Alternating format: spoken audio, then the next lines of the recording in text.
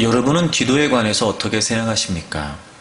우리가 기도의 필요성과 중요성을 모르지 않고 또 우리는 늘 기도를 하고 있으며 또 기도를 해야 된다는 걸 알고 있습니다. 하지만 그 기도를 통해 우리의 삶에 또 우리의 믿음에 생명력을 갖게 되는 건 또 다른 문제일 거라고 생각이 됩니다. 그것은 바로 기도에 대한 바른 가치, 또 기도에 대한 바른 이해가 필요하다라고 생각이 되는데요. 기도는 내가 원하는 것을 하나님께 이야기해서 얻어내는 수단이 아니라 기도는 하나님께서 뜻하시는 것을 우리를 통해 이루어 주시기 위해 사용하시는 방법이라는 거예요. 다시 말씀을 드리면 기도는 인간의 수단이 아니라 하나님의 수단이라는 겁니다. 그렇기 때문에 성경적인 기도는 그 주체가 기도하는 사람에게 있지 않고 기도를 받으시는 하나님께 있다는 거죠. 여러분, 이건 굉장히 중요합니다. 기도는 그 주체가 기도하는 사람에게 있지 않고 기도를 들으시는 하나님께 있다는 거예요. 기도가 위대하고 기도가 위력이 있고 기도가 역사가 있는 건 기도를 하는 주체가 우리가 아니라 기도의 주체가 하나님이 되시기 때문이라는 거죠. 그러므로 우리는 늘 기도하지만 과연 우리의 기도가 성경적인 바른 기도일까? 동시에 그러므로 우리의 기도가 생명력이 있고 힘이 있어 우리의 삶에 기도의 위력과 그리고 기도의 역사가 나타나고 있냔 말입니다. 초대교회 사도들은 예수 그리스도를 믿고 전하는 것 때문에 당시에 유대교 교권주의자들에게 심한 핍박과 그리고 위협을 받게 됩니다. 예수 그리스도의 이름이 증거되는 걸 원하지 않았던 유대 교권주의자들은 어떻게 해서든지 자신들이 가지고 있는 힘과 권력으로 사도들을 핍박하면서 예수 그리스도를 전하지 못하게 했습니다. 잡아서 옥에 가두고 위협하고 전하지 못하도록 가로막습니다. 그러나 사도들은 그런 공의회 회원들 앞에서조차 담대하고 확신 있게 우리는 예수 그리스도를 전하지 않을 수 없다, 이렇게 당당하게 주장하게 됩니다. 더 이상 어쩔 수가 없었습니다. 그래서 사도들을 풀어주게 되고 풀려난 후에 사도들이 다시 교회로 돌아와 자초지정을 이야기하지요. 그리고 그 상황을 들었던 초대교회는 놀라운 변화를 보이게 됩니다. 자, 예수 그리스도를 전하는 것 때문에 위협을 받습니다. 지금 예수 그리스도를 전한다는 것 때문에 사도들이 옥에 갇히고 풀려났습니다. 그 이야기를 초대교회 사람들이 다 들었습니다. 여러분, 그쯤 되면 위축될 수도 있고 그쯤 되면 불안해하거나 두려워할 수도 있고 정말 내가 계속해서 예수님을 믿어야 되나? 내가 예수님을 전해야 되는 건가? 계속 내가 이 초대교회에 나와야 되는 건가? 그렇게 불안할 수 있을 텐데 놀라운 사실은 그런 이야기를 들었음에도 불구하고 그들은 계속해서 담대히 하나님의 말씀을 전했다는 겁니다. 오늘 이야기의 결론은 그런 위협이 있었고 그런 핍박이 있었으나 그럼에도 불구하고 그들이 담대히 하나님의 말씀을 계속해서 전했다는 겁니다. 이유가 뭐였냐면 그들은 기도했기 때문이었습니다. 오늘 23절을 보세요. 사도들이 노임에 그 동료에게 가서 제사장들과 장로들의 말을 다 알리니 24절 그들이 듣습니다. 그리고 그들은 뭘 했냐면 한 마음으로 하나님께 소리를 높여 이르되 그들은 한 마음으로 기도했습니다. 사도들에게 위협하고 핍박하고 그래서 여러분 당시 예수님을 믿었던 그 초대교회는 전체가 지금 위기에 빠지게 된 상황이었습니다. 그런데 그들은 기도했습니다. 그 결과 위협과 핍박의 상황이 있었음에도 불구하고 오히려 그 상황들을 극복하고 오히려 그 상황들을 돌파하여 성령으로 충만함으로 담대히 하나님의 말씀을 계속해서 전했다는 겁니다. 이유는 다른 데 있지 않았습니다. 그들이 기도했기 때문이었습니다. 여러분, 과연 그들의 기도가 어떤 기도였기에, 도대체 그들의 기도가 무슨 기도였기에 이렇게 목숨이 위협을 당하는 순간에도 주저하지 않고 위축되지 않고 계속해서 그 일을 감당할 수 있었을까? 여러분, 우리가 믿음으로 살다 보면 많은 도전을 받습니다.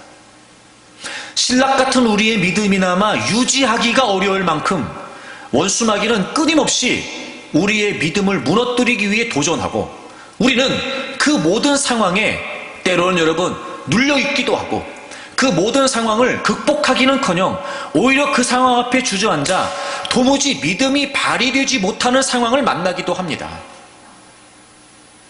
담대하게 맞서기는커녕 여러분 불안에 떨고 두려워합니다.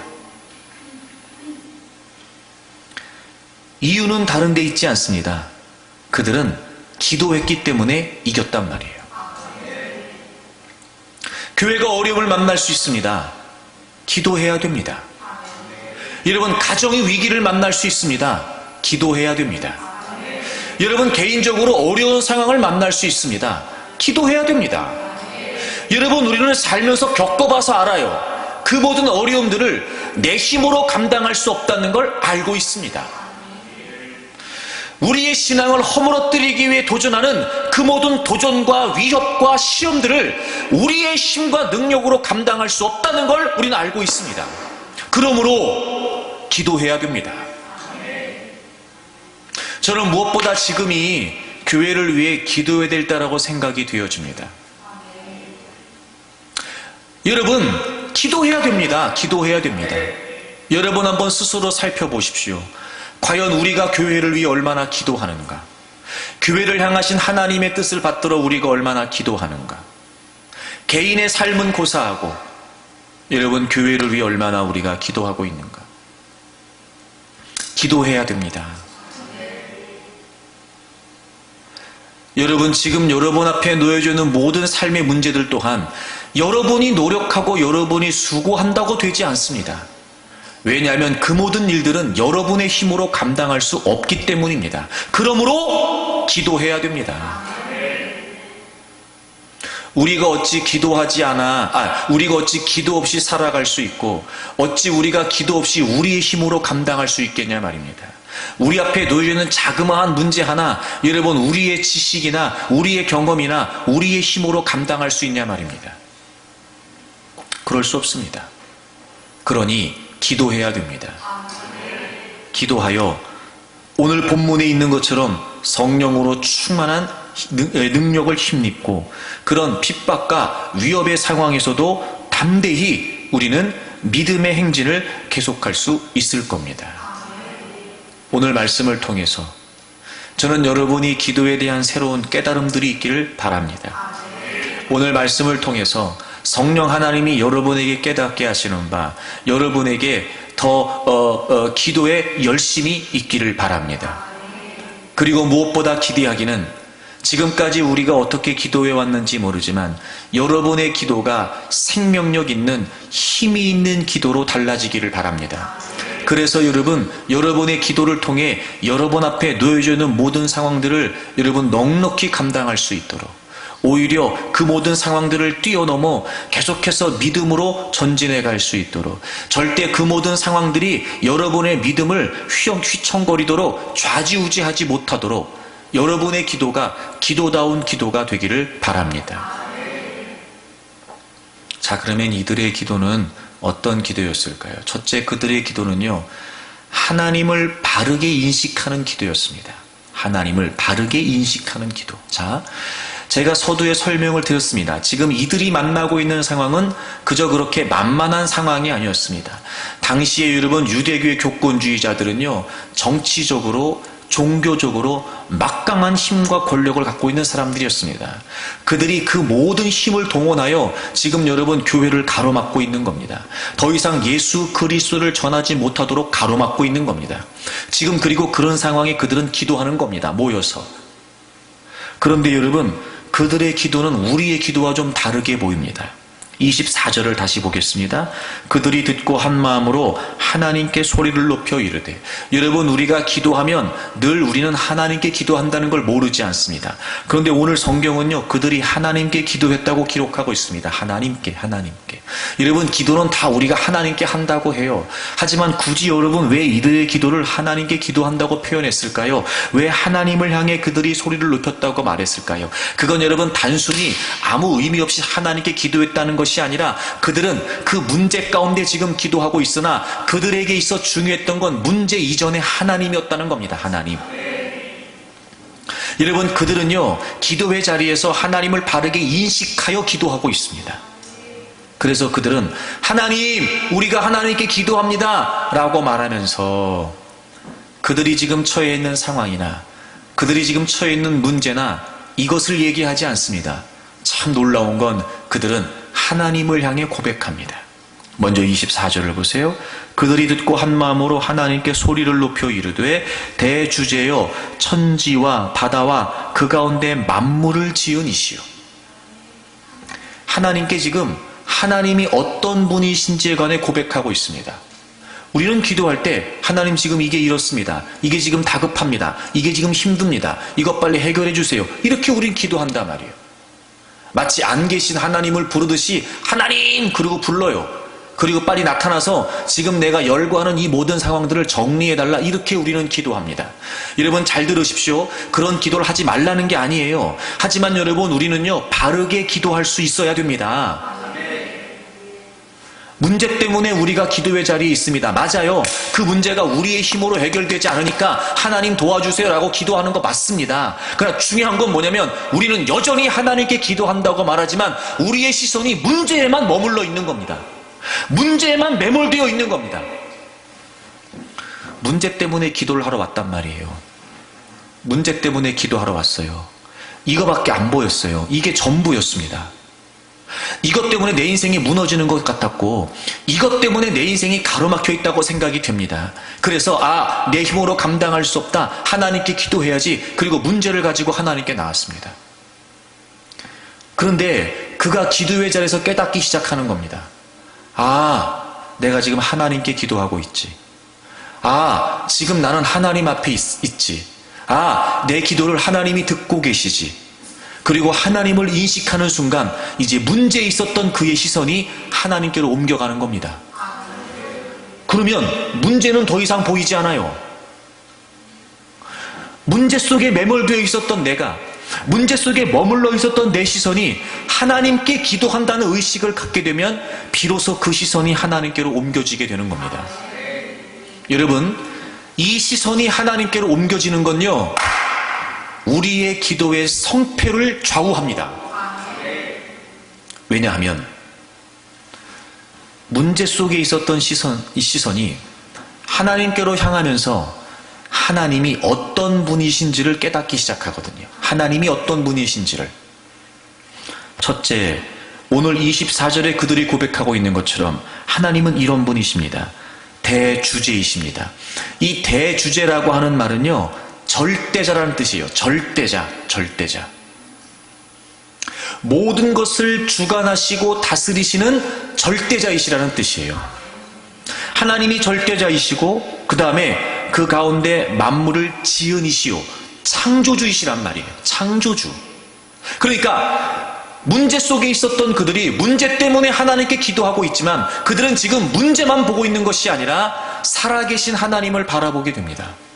그리고 그들은 하나님이 어떤 분인지를 인식하여 지금 하나님 그분을 향한 고백을 하고 있는 거예요. 하나님은 창조주이시고 하나님은 모든 만물을 다스리시는 절대자 대주제이십니다 라고 고백하는 겁니다. 지금 여러분, 우리의 기도를 들으신 하나님은 어떤 분이시냐? 우리의 기도의 대상이신 하나님은 어떤 분이시냐면요 그분은 모든 만물을 만드시고 그리고 여전히 살아계셔서 이 우주 만물을 주관하시는 대주제 절대자이시라. 절대자.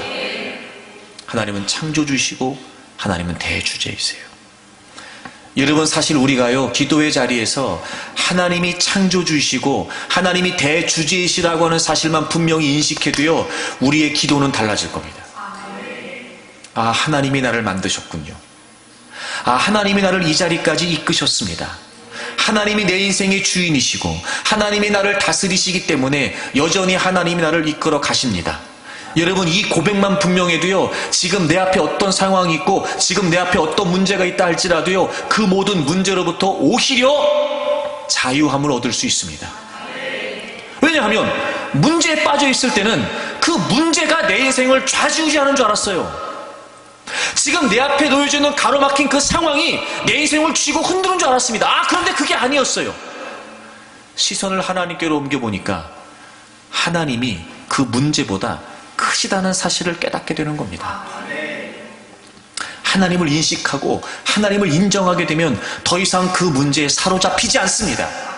오히려 하나님이 모든 것을 만드셨고 하나님 모든 것을 주관하시는 절대자 대주제이시기 때문에 오히려 그 문제까지도 내가 그 문제 속에 있을 때, 내가 그 문제를 붙들고 있을 때는 아무것도 할 수 있는 게 없었으나 그 문제를 하나님께 맡길 수 있게 되면 오히려 그 모든 문제로부터 자유함을 얻죠.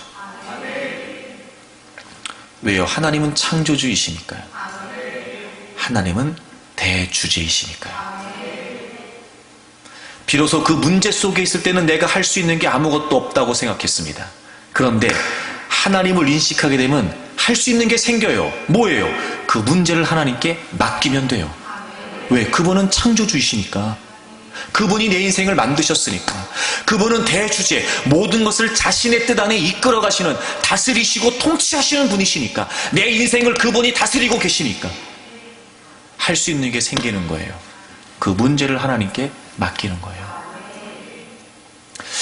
여러분, 그래서요, 우리의 신앙, 우리의 믿음이 추구해야 되는 궁극이 뭔지 아세요? 최고의 가치. 그건 하나님이 창조주이시고 대주제이시라고 하는 사실을 인식하는 거예요. 인식하는 거예요. 여러분, 요한일서를 찾아보세요. 요한일서.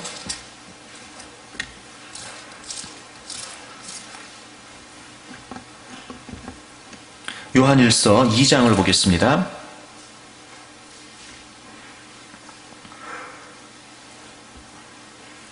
요한일서 2장 12절부터 보시면 자녀들아, 아이들아, 청년들아, 아비들아 이렇게 나오는데, 이건 단순히 어떤 그런 인간적인 뭐 이렇게 연소함 뭐 이런 걸 얘기하는 게 아니라, 인간적인 어떤 그런 나이들을 이야기하는 게 아니라 신앙의 성숙을 의미해요. 자녀들아, 그 다음 아이들아, 그 다음 청년들아, 그리고 그 다음 아비들아예요. 그러니까 아비들은 신앙의 최고의 성숙입니다. 신앙의 최고의 성숙. 13절도 아비드라가 나오고 14절 중간도 아비드라가 나오는데 동일하게 반복됩니다. 여러분, 13절을 보세요. 아비드라, 내가 너희에게 쓰는 것은 너희가 태초부터 계신 이를 알았음이요. 14절 중간에 아비드라, 내가 너희에게 쓴 것은 너희가 태초부터 계신 이를 알았음이요, 이렇게 되어 있어요. 태초부터 계신다. 이게 무슨 말이에요? 하나님은요, 이 세상이 만들어지기 전부터 존재하셨어요. 그러니까 하나님은 절대자이시죠. 그리고 하나님이 모든 우주 만물을 만드셨어요. 그러니까 하나님이 창조주이세요. 그리고 대주제이시란 말이에요. 그걸 아는 거예요. 그걸 아는 거. 여기서 안다는 말은 머리로 안다는 말이 아니에요. 여기서 안다는 말은 교제를 통해, 관계를, 깊은 관계를 통해 경험하여 안다는 겁니다. 자, 보세요. 우리의 신앙의 모순이 뭐냐면 하나님이 창조주시라는 걸 부인하지 않습니다. 그런데 내 삶의 자리에서 인정하진 않아요. 하나님이 대주제, 모든 것을 다스리시고 모든 것을 지배하시는 분이라고 하는 사실을 부정하지 않습니다. 애써. 하지만 내 삶의 자리에서 여전히 주인은 납니다. 인정하지 않는다고요. 그건 아는 게 아니에요. 그러니까 이게 무슨 말이냐면, 왜 신앙의 최고의 성숙이 하나님이 창조주이시며 대주제이시라고 하는 사실을 인정하는 거겠어요. 하나님과의 관계를 통해, 더 하나님과의 친밀함을 통해 모든 삶에서 우리가 궁극적으로 추구해야 될 신앙의 성숙이 뭐냐? 하나님이 창조주이시고 하나님이 다스리시는 분이라고 하는 사실을 인정하는 거예요. 그러므로 예수 그리스도를 통해서 구원받은 하나님의 자녀가 된 우리들은 모든 삶의 자리에서 어디까지 성숙을 추구해가는 거냐면 모든 것을 다스리시는 분이 하나님이십니다. 내 인생의 주권이 하나님께 있습니다. 라고 하는 사실을 인정하는 거예요. 그게 신앙의 성숙이에요. 그러니까 우린 그걸 추구해가는 거예요. 더 하나님을 경험하고 더 하나님을 만나고 더 하나님과 가까워지면 가까워질수록 이제 내 삶에서 나에게 있었던 주권은 하나님께로 옮겨지는 거예요. 그리고 모든 것을 주관하시고 다스리시는 분이 하나님이라고 하는 사실을 인식하고 그리고 그분을 인정하는 겁니다. 이들은 이렇게 기도하고 있는 거예요, 지금. 문제를 위해 기도하지만 그들의 기도 속에는 문제가 있었던 게 아니라 하나님이 계셨던 겁니다. 우리는 문제 때문에 기도한다고 하면서 우리의 기도에 문제만 있지 하나님은 안 계신 겁니다. 하지만 그들은 하나님을 바르게 인식하고 있었습니다. 하나님이 창조주라고 하는 사실, 하나님이 대주지이시라고 하는 사실. 여러분 어쩌면요, 그 문제와 상황으로부터 우리에게 주어지는 두려움, 불안함, 아픔, 괴로움, 이 모든 것들은요 오히려 더 그렇기 때문에 하나님이 어떤 분이신지를 분명히 해야 그 모든 우리의 상황으로부터 자유할 수 있단 말이에요. 그래서 우리는 깨달아야 돼요. 우리의 삶의 궁극이 하나님 그분이시라고 하는 사실을 잊지 말아야 됩니다. 로마서 11장을 찾아보세요.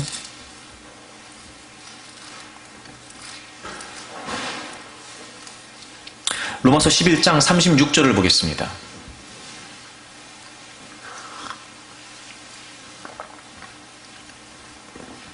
우리 다 같이 읽어볼까요? 로마서 11장 36절을 다 같이 읽겠습니다. 로마서 11장 36절을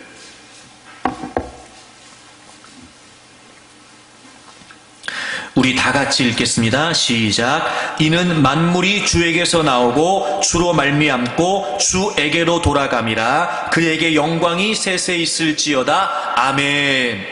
바울 사도가 로마서 1장부터 11장까지 믿음으로 구원받습니다 라고 하는 말을 아주 자세하게 논리적으로 잘 설명을 했어요. 그리고 맨 마지막 결론이 뭐냐? 바로 그렇게 믿음으로 구원받은 사람들에게 있어서 삶의 가치가 옮겨져야 돼요. 삶의 가치가 옮겨져야 되는데 그 결론이 뭐냐면 36절이에요. 예수 그리스도를 통해서 뭘 깨닫게 되는 거냐? 만물이 주에게서 나오고 from 모든 근원이 하나님이시란 말이에요. 하나님. 여러분 우리의 삶의 근원은 내가 아니에요. 하나님이십니다. 여러분의 생명의 근원은 하나님이세요. 여러분의 삶의 근원은 여러분이 아니라 하나님이시라고요. 그러니까 이게 우리가 인정이 안 되는 거예요. 이게 모든 삶의 근원, 우리의 모든 만물의 근원은 하나님이시라는 거예요. 두 번째, 주로 말미암고 through 모든 만물의 원인과 이유가 하나님이시란 말이에요. 여러분, 여러분의 삶의 이유는 여러분이 아니라 하나님이세요. 하나님으로 말미암아 하나님이 이유이시고 하나님이 원인이시란 말이에요. 그리고 마지막 주에게로 돌아간다. to 주님이 목적이에요. 하나님이 목적이세요. 하나님이 방향이세요. 하나님으로부터 시작되고 하나님으로 말미암고 그리고 하나님께로 향하는 거예요. 여러분, 이게 우리의 신앙이 추구하는 가치예요. 복음을 통해 우리에게 주어진 신앙이 추구하는 가치라고요. 하나님으로부터 하나님으로 말미암아 하나님께로. 근데 우리는 나로부터 나로 말미암아 나에게로 이렇잖아요. 예수 그리스도께서 나를 위해 죽으시고 부활하심으로 여러분 우리의 인생의 모든 주권이 하나님께 있고 그리고 우리는 그 하나님의 백성으로서 하나님의 다스리심을 받는 존재가 되었어요. 여전히 그런데 우리는요 하나님을 창조주라고 그리고 하나님이 다스리신다, 하나님이 하나님이시다 그걸 부정하진 않습니다. 머리로는 인정합니다. 하지만 우리의 삶에서 전인적으로 하나님을 인정하지 않습니다. 그리고 기도해요. 그러니까 우리는 문제를 가지고 기도하면서 끝까지 문제만 있어요. 하나님은 안 계십니다.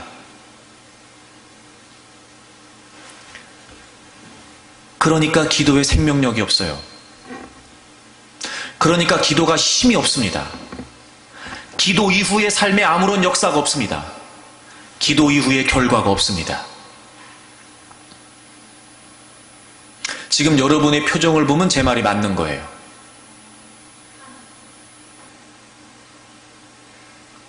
기도할 때 하나님을 바르게 인식하세요.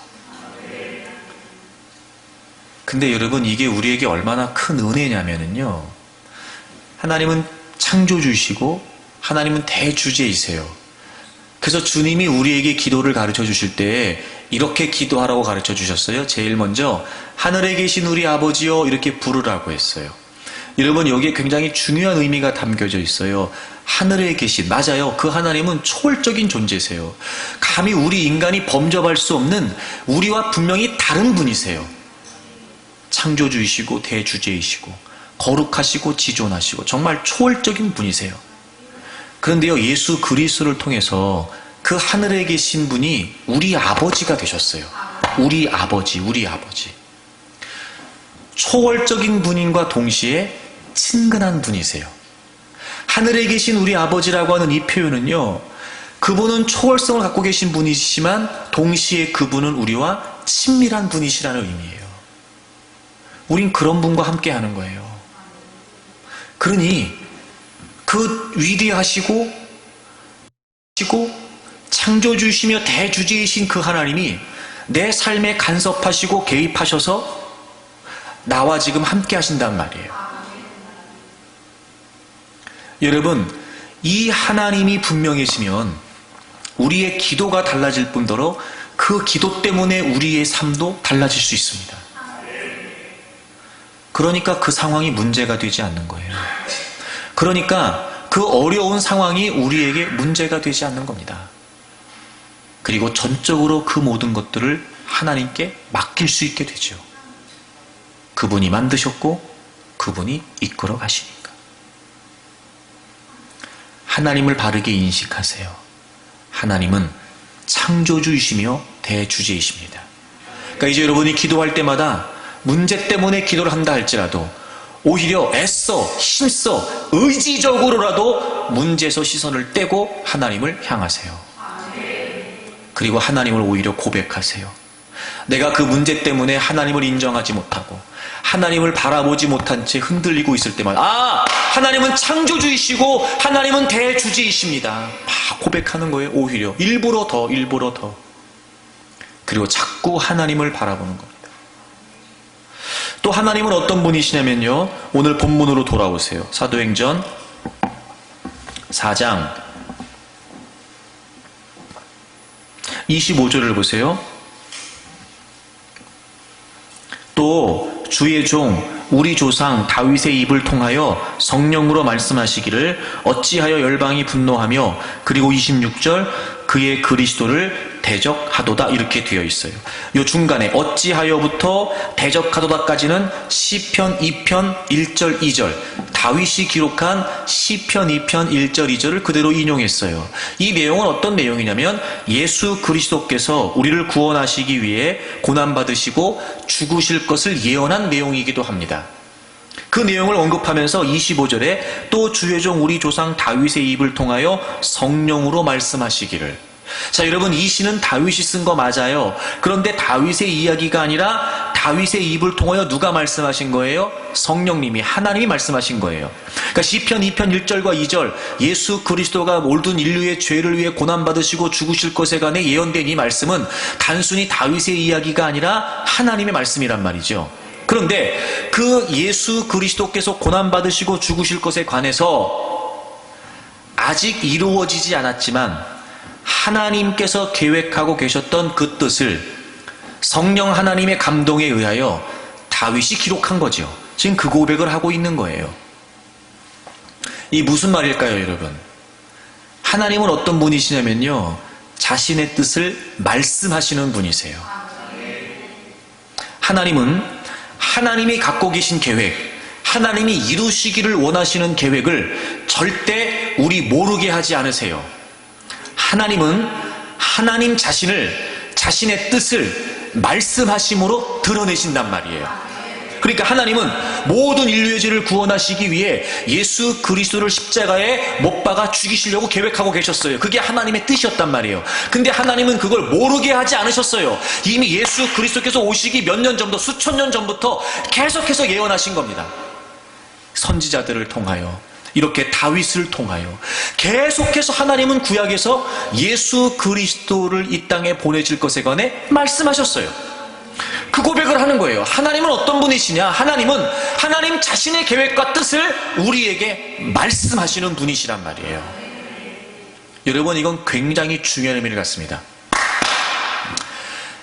왜 기도하냐라고 말했을 때 아주 중요한 의미를 차지합니다. 하나님은 여러분을 통해 펼치실 하나님의 계획을 여러분 모르게 하지 않으세요. 하나님은 반드시 말씀하십니다. 말씀하세요. 하나님 자신의 뜻을. 하나님은 우리를 통해 하나님의 뜻을 이루시기 때문에 하나님의 뜻을 이루는 통로가 되고 도구가 되는, 하나님이 쓰시기를 원하시는 우리에게 반드시 하나님이 뭘 이루시기를 원하시는지를 말씀하신단 말이에요. 여러분 잘 들으세요.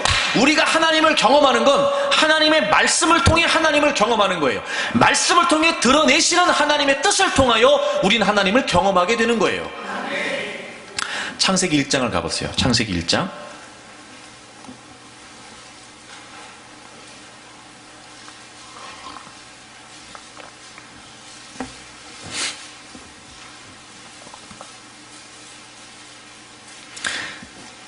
천지가 창조됐는데 이전의 상황이 어땠냐면 2절, 땅이 혼돈하고 공허하며 흑암이 깊음 위에 있었어요. 혼돈 그 자체, 완전 무질서, 아무런 질서가 없었지요. 그리고 아무것도 없었어요. 공허했어요. 그러니까 하나도 없었겠어요. 아예 생긴 적이 없었잖아요. 아예 모든 게 생긴 적이 없었어요. 그러니까 아무것도 없었어요. 무질서에 아무것도 없었고, 그 다음에 흑암, 완벽한 흑암이었어요. 빛이 있기 전에 어둠이었단 말이에요. 그러니까 빛이 있기 전에 어둠이었어요. 완벽한 어둠이었어요. 그러니까 아무것도 없고 무질서했고 그냥 깜깜했어요. 아무것도 없었어요.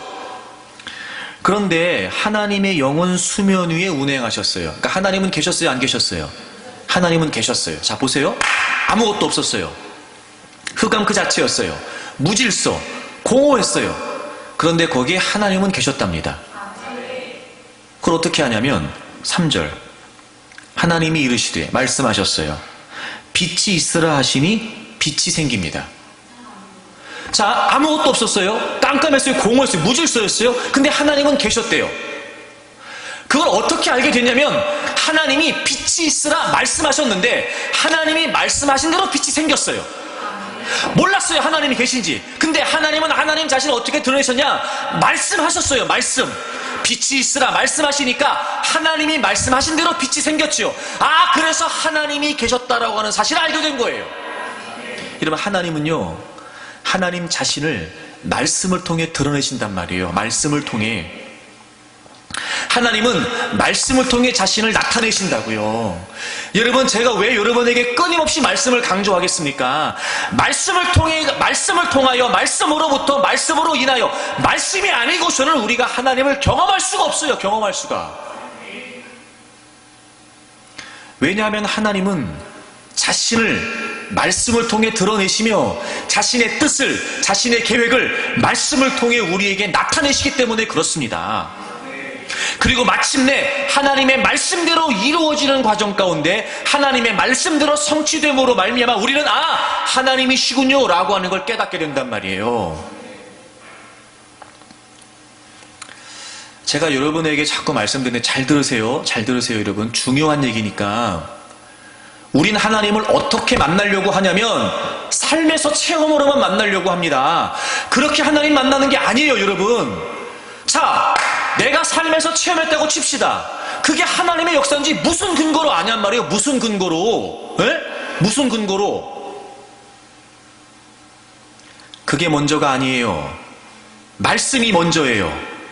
말씀 안에서 하나님은 이런 분이시군요. 말씀을 통해 하나님은 이렇게도 하시네요. 말씀을 통해 하나님은 이런 성품을 갖고 계십니다. 말씀을 통해 하나님을 배우고, 말씀을 통해 하나님을 깨닫고, 말씀을 통해 하나님을 알고, 말씀을 통해 하나님을 만나는 거예요. 그리고 그 말씀 속에 있는 하나님을 내 삶의 자리에서 확신하기 위해서 우리는 또 기도하지요. 그러면 말씀 속에서 배우고 깨달은 하나님을 삶에서 체험하게 되면 확실하잖아요. 왜? 말씀의 하나님이 그렇다고 하셨으니까. 삶에서 체험이 먼저가 아니라 말씀을 통해 하나님을 배우는 게 먼저예요. 그리고 삶에서 그 말씀 그대로 체험하게 되면 우리는 깨닫게 돼. 아, 하나님이시군요. 맞아요. 말씀에 하나님은 그렇다고 하셨어요. 아, 말씀을 통해서 하나님은 그렇게 역사하신다 그랬죠. 아, 말씀을 통해 그게 하나님의 뜻이었는데 그대로 이루어졌네요. 그럼 우리는 어떻게 알아요? 아, 하나님이시군요. 체험하잖아요. 하나님이시군요. 근데 우리는요, 말씀을 덮어놔요. 관심이 없다니까 우리는 말씀에. 그리고 나로부터 내 의지, 내 생각, 내 뜻, 내 욕구, 그게 이루어지면 하나님을 체험했다고 말해요. 그렇게 하면 안 돼요, 여러분. 반드시 우리의 신앙은요, 하나님의 말씀 위에 있어야 돼요. 하나님의 말씀 위에. 믿음은 들음에서 나고 들음은 그리스도의 말씀이라고 했습니다. 마태복음 7장에 나더러 주여 주여 하는 자마다 천국에 가는 게 아니라 내 아버지의 뜻대로 행하는 자라야 간다 그랬어요. 그리고 말했습니다. 여러분, 두 가지 비유를 하잖아요. 집을 세우는데 반석 위에 세우고 하나는 모래 위에 짓고. 네? 바람이 불고 창수가 날 때마다 반석 위에 지은 집은 서 있지만 모래 위에 지은 집은 무너져 있다고요. 하나님의 말씀대로 사는 거, 하나님의 말씀 안에 있는 거, 그게 반석 위에 집을 지은 거랍니다. 그러니 여러분, 신앙생활을 안 한 것도 아니고 교회를 안 다닌 것도 아니고 다 여러분 그럴싸한 이름도 있고 명목도 있고 다 있고 여러분, 나를 이만큼 신앙생활했다 우리 그러잖아요, 여러분. 근데 왜 도무지 삶에서 믿음이 발휘가 안 되는 걸까요? 도무지 우리가 사는 모습을 보면 누가 봐도 믿음 있는 사람으로 안 보이잖아요. 하나님을 믿는 사람으로 안 보이잖아요. 왜 그럴까요? 우린 말씀으로 하나님을 체험하려고 하지 않아요. 말씀으로 하나님 자신을 드러내신다는 걸 우린 모릅니다. 정말 그걸 안다면 성경을 안 읽겠습니까? 정말 그게 분명하다면 말씀을 안 듣겠냐고요. 근데 우리는 삶에서 이거 해주세요, 저거 해주세요 그래가지고 그게 되면은 하나님 맞습니다 라고만 하려고 하지, 하나님이 어떤 분이신지, 하나님이 어떤 뜻을 갖고 계신지, 하나님이 어떻게 역사하시는지 우린 관심이 없단 말이에요. 그리고 맹목적인 기도만 합니다. 맹목적인 기도만.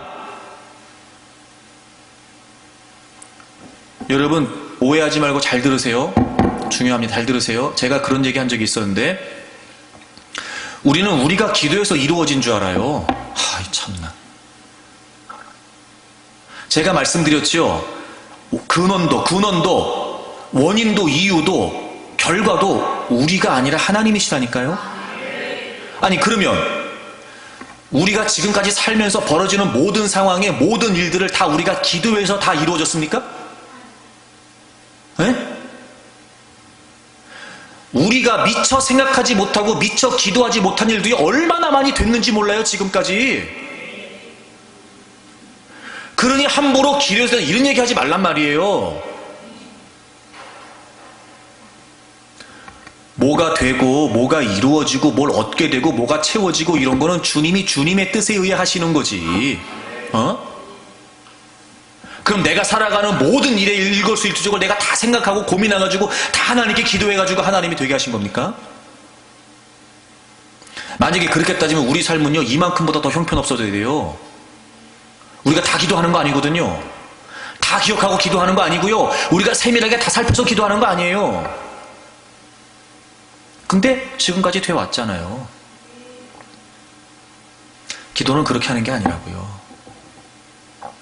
자, 그러면 하나님이 말씀하시는 분이세요? 우리는 기도의 자리에서 하나님은 자신의 계획에 자신의 뜻을 말씀하시는 분이십니다. 이게 분명해요.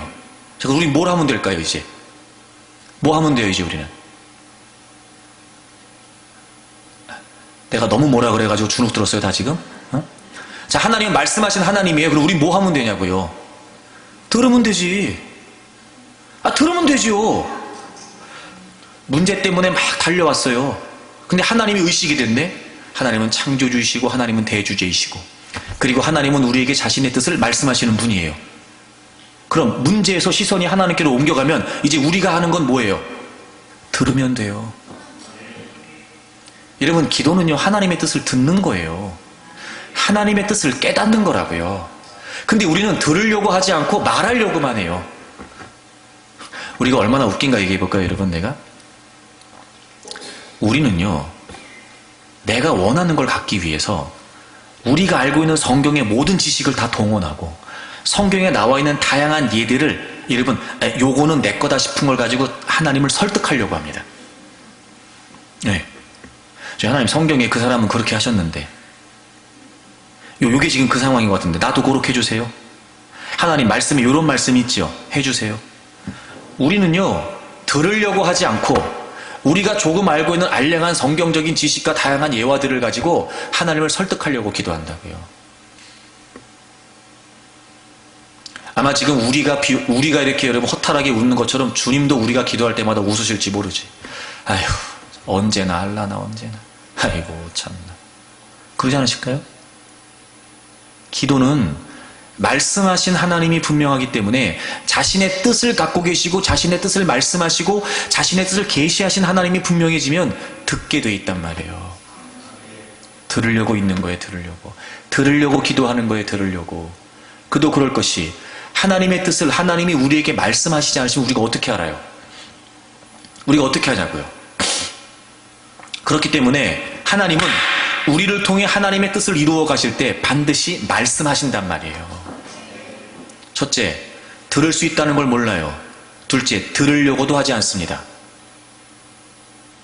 그게 문제죠. 말씀하셔도 우리가 몰라요. 말씀하셔도 들으려고 안 하니까 안 들려요. 말씀하셔도 들으려고 하지 않으니까 들리지가 않는 것뿐이지, 그렇다고 해요, 내가 못 듣는다고 하여, 내가 의식하지 못한다고 하여, 내가 깨닫지 못한다고 하여 하나님이 말씀하시지 않는 게 아니란 말이에요. 그러니까 우리는 이제 기도할 때마다 말하려고 있는 게 아니에요.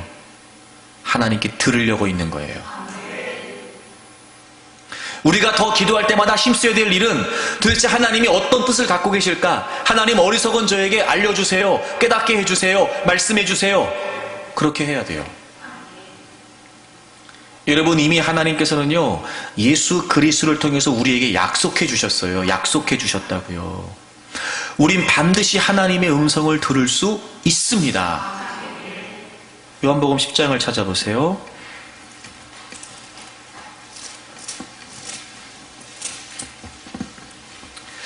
요한복음 10장 3절을 먼저 보시면 예수님과 우리 사이를 목자와 양으로 비유하시면서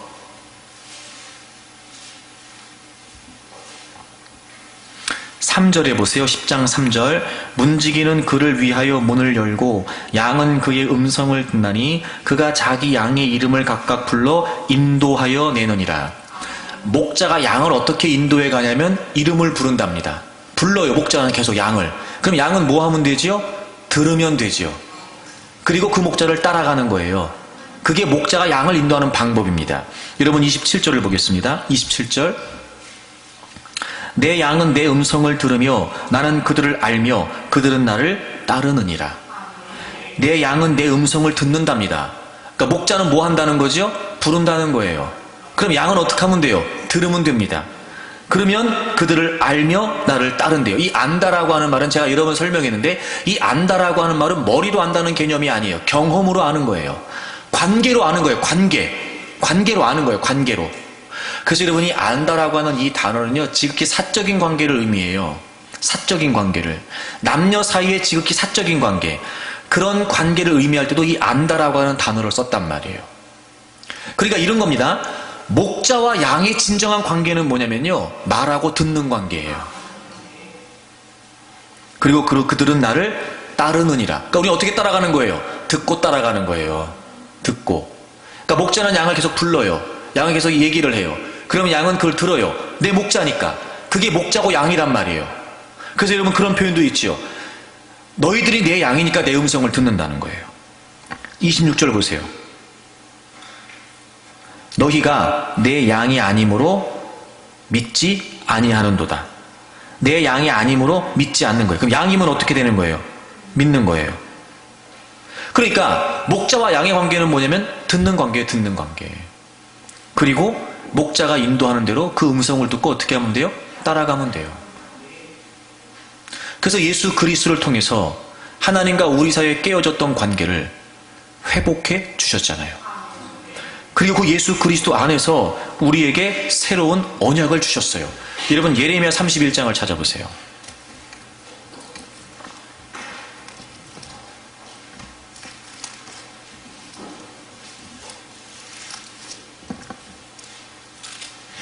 (31절부터) 보겠습니다. 구약성경 1102페이지입니다.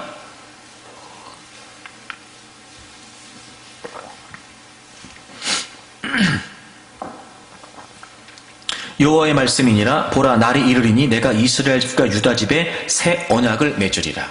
새 언약. 이 새 언약은 예수 그리스도께서 피 흘려 주심으로 말미암아 하나님과 우리 사이에 맺어진 두 번째 약속, 새 약속을 말해요. 그러니까 예수 그리스도를 우리에게 보내주시고 우리의 죄를 용서해 주심으로 말미암아 우리에게 주신 두 번째 약속이에요. 새 언약.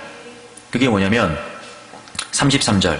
그러나 그날 후에 내가 이스라엘 집과 맺을 언약은 이러하니 곧 내가 나의 법을 그들의 속에 두며 그들의 마음에 기록하여 나는 그들의 하나님이 되고 그들은 내 백성이 될 것이라. 아멘. 하나님의 법을, 하나님의 말씀을 이제는 우리 속에 두고 우리 마음에 두시겠대요. 여러분, 하나님께서 이스라엘 백성들을 출애굽하셔서 시내산으로 이끄십니다. 그리고 시내산에서 출애굽 20장부터 10계명을 비롯하여 다양한 계명들을 주시죠. 이유가 뭐였냐면 너희들이 바로의 백성으로, 애굽의 백성으로 있을 때 내가 너희들을 건져냈다.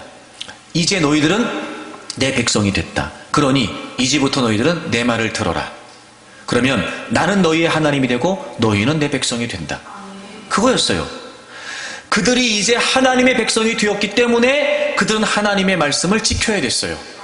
그러면 하나님은 그들의 하나님이 되시고 그들은 하나님의 백성이 되는 거였죠. 자, 하나님과 이스라엘 백성 사이의 중간에 뭐가 있어요? 말씀이 있었어요. 그 관계 중간에 뭐가 있어요? 말씀이 있었다니까요. 그래서 하나님은 그 말씀들을 돌에 새겨주셨잖아요. 돌에. 근데 이제 예수 그리스도를 통해서 더 이상 돌에 새겨주시지 않는데요, 우리의 마음에 새기시겠대요. 마음에. 여러분이 예수 그리스도를 믿는다면 지금 여러분 마음속에, 여러분의 존재 속에 하나님의 말씀이 기록되어 있단 말이에요. 네? 왜? 그 말씀을 통하여 하나님과 우리 사이의 관계가 형성됐으니까. 하나님과 우리 사이의 관계의 중심에 하나님의 말씀이 있으니까요. 자, 에스겔을 가보세요. 조금만 뒤로 넘어가시면 에스겔이 나오죠. 에스겔 36장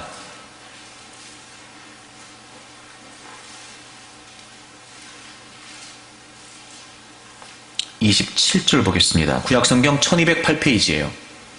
에스겔 36장 27절. 또 내 영을 너희 속에 두어 너희로 내 율례를 행하게 하리니 너희가 내 규례를 지켜 행할지라. 내가 너희 조상들에게 준 땅에서 너희가 거주하면서 내 백성이 되고 나는 너희의 하나님이 되리라. 아멘. 27절엔 내 영, 26절엔 새 영. 여러분, 이 영이 무슨 의미일까요? 성령님을 말해요. 예수 그리스도께서 우리를 위해 죽으심으로, 우리의 죄를 담당해 주심으로 우리가 믿음으로 의롭다 하심을 받았어요. 그리고 이제 우리 안에 누가 거하세요? 성령님이 거하세요. 여러분 잠깐 저를 보세요. 여러분 다 예수 그리스도를 여러분의 구주로 믿으시지요? 정말 믿으시죠? 그러면 이제 여러분 안에 누가 거하세요? 성령님이 거하신다고요. 두 번째 약속을 통해 우리 안에 하나님의 말씀을 기록해 두시겠다 그랬어요. 그리고 믿음으로 의롭다 하심을 받은 우리 안에 하나님의 성령이 거하신답니다. 그리고 놀라운 건 뭐냐면 그 성령을 우리 속에 두어 뭘 하시냐면 내 율례를 행하게 하리니 너희가 내 규례를 지켜 행할지니라. 그 성령님을 통해 뭘 하시겠다는 거예요? 하나님의 말씀을 지키게 하시겠다는 거예요. 그러면 나는 너희의 하나님이 되고 너희는 내 백성이 된다는 거예요. 아, 여러분, 예수 그리스도를 통해서 주신 약속이 뭐냐면요, 우리 안에 성령 하나님이 거하시고 우리 안에 하나님 말씀을 기록해 놓으시고 그리고 그 성령 하나님을 통하여 우리가 하나님의 말씀을 지키게 하시겠대요. 즉 말씀으로 이끌어 가시겠다는 겁니다. 그러면 하나님이 우리의 하나님이시고 우리는 하나님 백성이에요.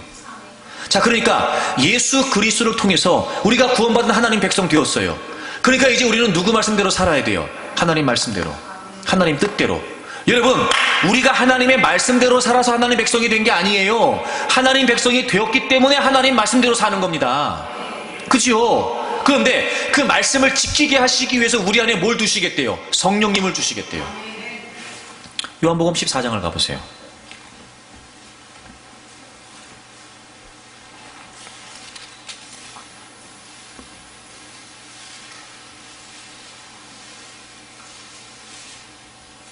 요한복음 14장 17절. 그는 진리의 영이라. 여러분, 성령님은요 진리의 영이십니다. 성령님의 본질적인 속성이 뭐예요? 진리시라고요. 진리. 그러니까 반드시 성령 얘기할 때 말씀을 빼놓고 얘기하면 안 돼요. 반드시 진리, 성령은 진리의 영이시기 때문에 반드시 성령 하나님은 말씀을 통해 역사하신단 말이에요. 그리고 17절 뒤에 보시면 그는 너희와 함께 거하시며 또 너희 속에 계시겠대요. 여러분, 구약을 통해 약속하신 대로 예수님이 또 말씀하시죠. 그렇잖아요. 아까 에스겔 36장에서 우리 안에 새 영을 두시겠다 그랬잖아요. 예수님이 그대로 말씀하시잖아요. 성령님이 우리와 함께 하신대요. 우리 바깥에 계시는 게 아니에요. 우리 뒤에 계시는 것도 아니고요. 우리 옆에 계시는 것도 아니에요. 우리 안에 계신대요. 우리 안에 영원히. 그리고 26절. 보혜사 곧 아버지께서 내 이름으로 보내실 성령, 그가 너희에게 모든 것을 가르치고 내가 너희에게 말한 모든 것을 생각나게 하리라. 우리 안에 거하시는 성령 하나님, 거기 보니까 뭐라고 되어 있어요? 성령이 뭐라고 되어 있어요? 보혜사. 성령 하나님을 우리에게 보내주셨어요. 그분은 보혜사, 우리를 도와주시는 분이세요. 뭘 도우시냐면 예수 그리스도를 통해 우리와 하나님께 맺은 새 언약, 우리 안에 하나님의 말씀을 기록하시겠다 그랬죠. 근데 우리 안에 거하시는 성령님이 뭘 하시는 거예요? 그 말씀을 가르치시고 그 말씀을 생각나게 하신대요. 여러분, 우리가 하나님의 음성을 듣는다는 건요, 예수 그리스도로 말미암아 새롭게 주신 언약, 우리 안에 하나님 말씀을 기록해 주셨고, 그리고 우리를 돕는 보혜사 성령 하나님으로 말미암아 우리 안에 기록된 하나님의 말씀을 생각나게 하세요. 그게 하나님의 음성을 듣는 거예요. 하나님의 뜻은 어디에 있을까요? 하나님의 말씀 안에 있어요. 우리 안에 그 하나님 말씀을 기록하셨답니다. 그리고 우리 안에 거하시는 성령 하나님이 그 말씀을 생각나게 하신답니다. 그럼 우리는 하나님의 뜻을 어떻게 알아요? 말씀을 통해서 성령께서 깨닫게 하시는 것을 통해 우리가 하나님의 뜻을 아는 거예요. 그러니까 하나님의 음성을 듣는다는 건 어떤 신비한 현상을 말하는 게 아니에요. 여러분, 제발 엉뚱한 거에 마음 뺏기지 마세요. 말씀이 없이 어떻게 하나님의 음성을 듣냐고요. 말씀 이외에 그 어떤 것을 통해 하나님의 음성을 듣냐고요. 우리가 성경에 그렇게 적혀 있지가 않아요. 여러분, 말씀을 통해 성령께서 생각나게 하심으로 하나님의 음성을 듣는 거예요.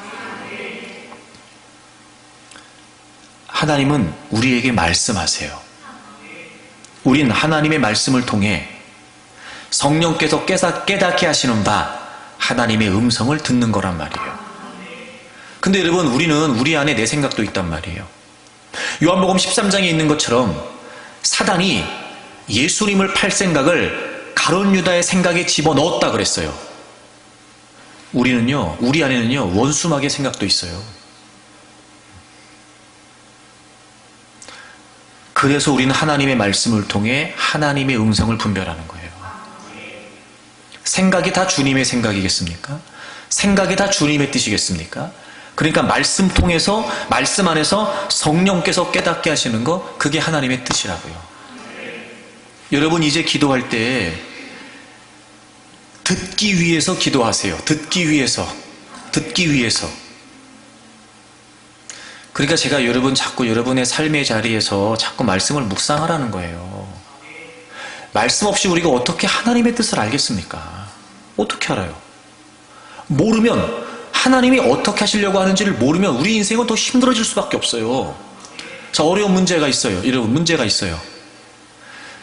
왜 그 문제가 생겼는지 답을 알면 그건 문제가 안 된다니까요, 여러분.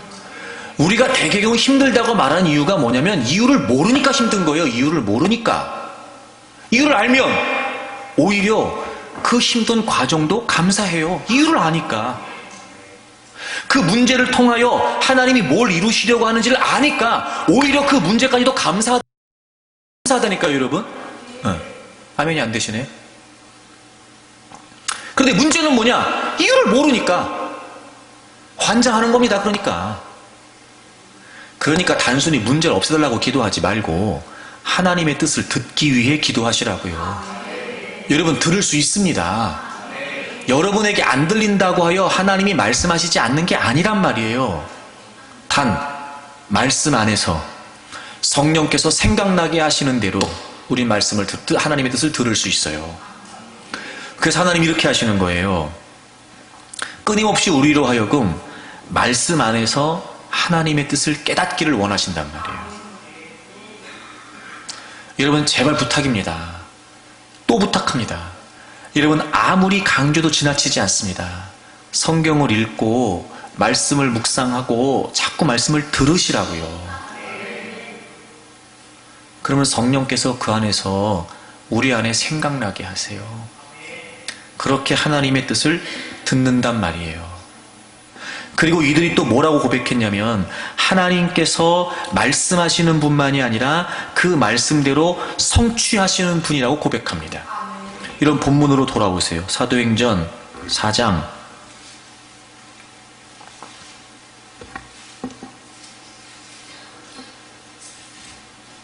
27절을 보면 과연 헤롯과 본디오 빌라도는 이방인과 이스라엘 백성과 합세하여 하나님께서 기름 부으신 거룩한 종 예수를 거슬러 하나님의 권능과 뜻대로 이루어 예정하신 것을 행하려고 이 성에 모였나이다. 지금 그들은 헤롯과 빌라도가 이방인과 이스라엘이 합세해서 예수님을 십자가에 죽였잖아요. 그 얘기하는 거예요. 그런데 여러분, 헤롯과 빌라도는 정치적으로 한 뜻이 될 수 있는 사람들이 아니에요. 이방인과 이스라엘은 혈통적으로 하나가 될 수 없는 존재들입니다. 또 같이 합세했던 교권주의자들 바리새인과 사두개인들은 교리적으로 함께 할 수 있는 사람들이 절대로 아니에요. 이렇게 종교적으로, 정치적으로, 교리적으로, 혈통적으로 한 마음이 될 수 없는 이 사람들이 뭐 했다고요? 합세했다고요. 예수를 죽이는 일을 위해서 합세했다는 겁니다. 근데 이들은 지금 뭐라고 고백하고 있는 거냐면 그 일이 그들을 통해 이루어진 것이 아니라 그들을 그렇게 합세하게 해서 28절에 보시면 하나님의 권능과 뜻대로 이루려고 예정하신 그것을 행하려고, 그건 하나님의 예정이었어요. 그건 하나님의 뜻이었다고요. 하나님은 그 뜻을 이루시기 위해 권능을 행하셨습니다. 어떻게? 도무지 정치적으로, 종교적으로, 혈통적으로 하나가 될 수 없는 사람들까지라도 합세하게 하셔서 예수 그리스도를 모든 인류의 죄를 위해 죽이시려고 했던 그 하나님의 예정하신 뜻을 그렇게 하나님이 이루셨단 말이에요.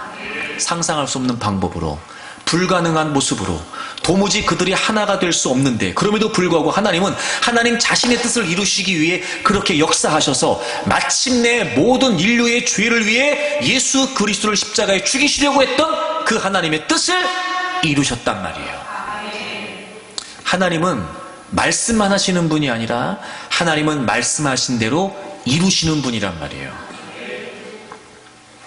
여러분, 우리가 왜 하나님의 뜻에 귀를 기울여야 되냐면요, 반드시 그 뜻대로 이루어지기 때문에 그렇습니다. 아무리 불가능해 보여도, 아무리 그 일이 터무니없어서 생각해도, 상식에 맞지 않아도, 지금 내 판단과 내 이성과 내 지성에 맞지 않아도 그게 하나님의 뜻이라면 그 모든 것에도 불구하고 그 모든 것을 막론하고 하나님의 뜻대로 이루어진단 말이에요. 그러니 보십시오, 여러분. 문제도 중요하지만 그 문제를 통해 하나님이 의도하신 바가 무엇일까? 그 문제 속에 하나님이 뭘 이끄시려고 하는 걸까? 뭘 이루시려고 하는 걸까? 그 하나님의 성취의 뜻이 분명해지면 당연히 우리는 담대해질 수 있습니다. 근데 우리에게 맹점이 뭐냐면 우리는 우리를 위해 기도할 뿐이지 하나님이 뭘 원하시는지도 궁금하지 않고, 그러므로 하나님의 뜻이 뭔지 묻지도 않으며 들으려고도 하지 않거든요. 그리고 우리는 이 문제가 전부기 때문에 우리가 필요한 건 이 문제가 없어지는 것만 필요한 겁니다. 하나님은 끊임없이 하나님의 뜻에 관해 말씀하시고, 하나님은 하나님이 원하시는 의도를 말씀하시지만 우리가 못 듣는 겁니다. 그리고 우리는 맨날 이것 때문에 징징 짜고 있는 겁니다.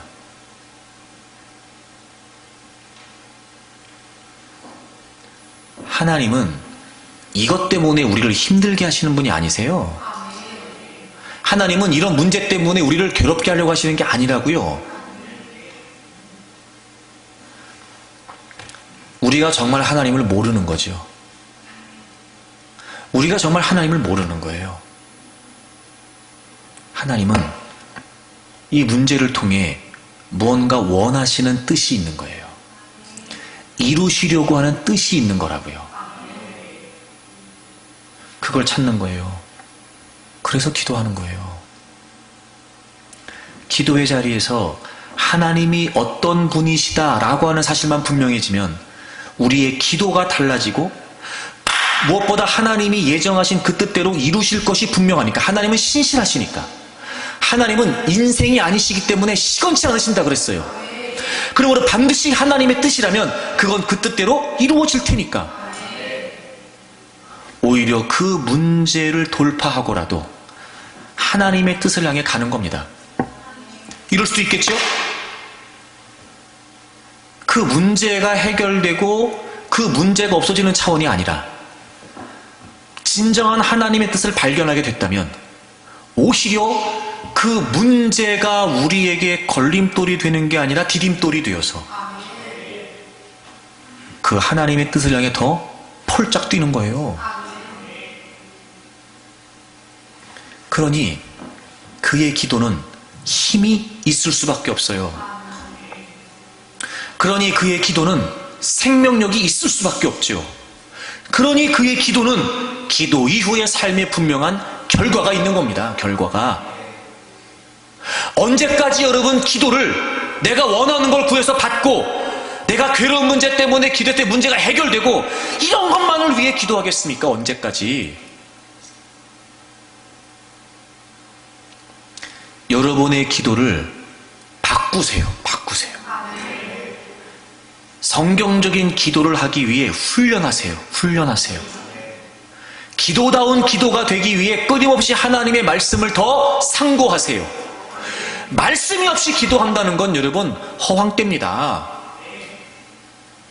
왜? 우리가 하나님의 뜻을 깨달을 수 있는 건 하나님의 말씀이고, 그렇다면 즉 하나님은 하나님의 말씀 안에서 하나님의 뜻대로 행하시는 분이신데 어떻게 하나님의 말씀이 없이 기도가 되겠냐고요?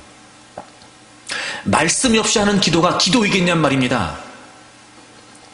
말씀과 관계없는 기도가 무슨 생명력과 힘을 발휘하겠습니까? 지금도 늦지 않았어요. 성경을 읽으세요. 성경을 자꾸 말씀을 접하세요. 자꾸 말씀을 접하시라고요. 자꾸 묵상하세요. 말씀으로 생각하고 말씀으로 고민하는 훈련을 하세요. 훈련을 자꾸. 네. 아이고 그냥 뭘 자꾸 생각을 하라 그래. 적당히 살지. 생각 없이 살지 말고 생각을 하되 말씀으로 생각을 하세요. 하나님은 창조주이시고 대주제이시며, 하나님은 말씀하는 분이시고, 하나님은 말씀하신 대로 성취하시는 분이세요. 여러분의 기도에서 이 하나님을 바르게 인식하고 문제에 매몰되어 있던 여러분의 시선이 그 하나님께로 옮겨가기를 바랍니다. 다 두 눈을 감으세요.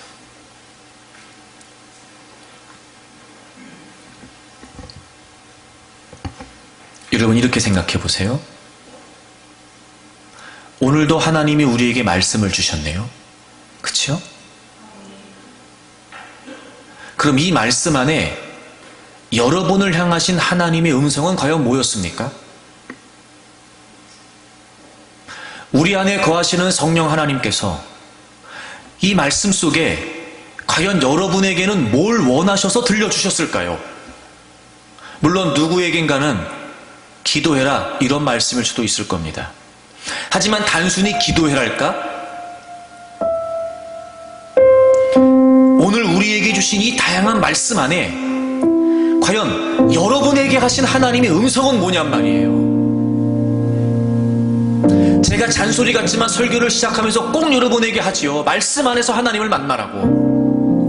여러분, 우리가 관심이 없을 뿐이고 우리가 듣지 못할 뿐이고 우리가 의미를 부여하지 못할 뿐이지 오늘도 하나님은 우리에게 말씀하셨잖아요. 지금 그러므로 우리는 끊임없이 성령 하나님의 도우심을 구하는 마음으로 저 중에 어떤 말씀이 나를 향하신 말씀인지 모르니까 한마디도 놓치지 않겠다라고 하는 간절한 심정으로, 저는 어리석고 아둔하니까 내 안에 거하시는 성령 하나님 제발 좀 깨닫게 해주십시오.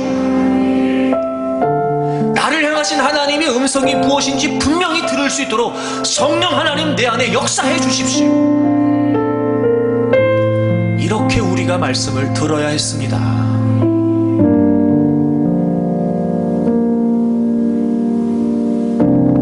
오늘